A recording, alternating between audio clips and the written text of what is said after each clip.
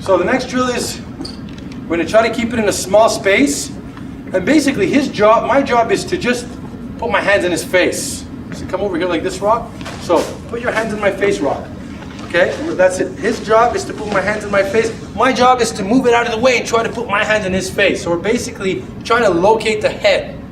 Okay, so we're actually just simulating almost like a strike, right? So like almost like a palm strike. So we're going again, slow motion, but we're working our energy to move in and out, to use your footwork, you're trapping and just try to put my hands, instead of actually striking full speed, all I'm doing is this.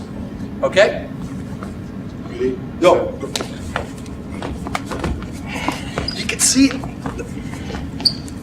I gotta use,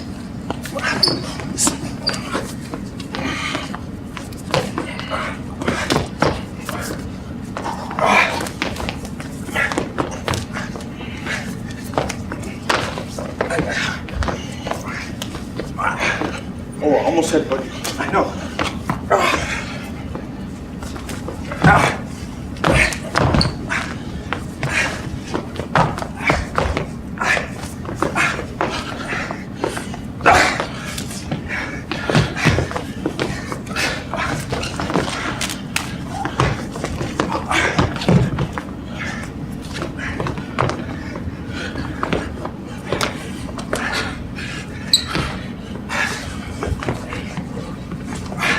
And break.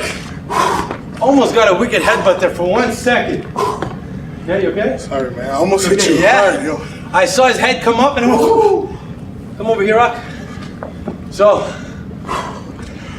some of the other drills that we did before made sense. You saw at some point what he's doing was grabbing my wrists. He was trying to move them out of the way. He was trying to protect himself. Again, guys, I do the same drill with Chris, Mark, or Patrick. It's not gonna look the same way because you have so much more weight, so much more size.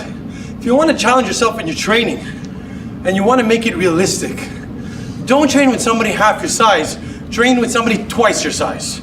You'll get to see what works and what doesn't work. If I was training with guys who are smaller than you, well, you'll see if I do it. Let Patrick come over here just to give him an example. Thanks. I'm gonna do it with Patrick. And if I wanted to make this video look easier, better, and simpler, I'd do it with Patrick. So Patrick, let's go, locate the head, go. Look how many times I can even talk while I'm doing it, right? Because it's just so easy for me to do it, because I'm actually doing it with somebody who's my size. Whereas as you can see with Rock, man, 200 pounds difference makes a huge difference when you're striking. Now what we're doing the only reason why we're trying to go for the face, I'm not trying to say go for the eyes or go for the throat or anything like that. I'm just trying to say in reality, you'd be striking. I wouldn't be going to the face, but I'd be putting my hip into it and striking as a palm.